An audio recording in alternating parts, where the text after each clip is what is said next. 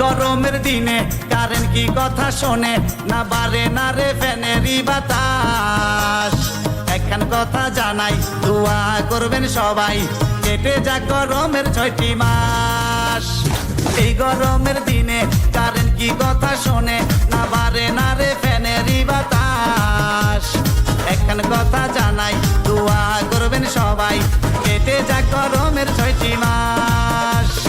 আজ দুপুরে কারেন্ট গেলে কারেন্ট পাই কালকে সকালে আধা ঘন্টাও কারেন্ট পাই না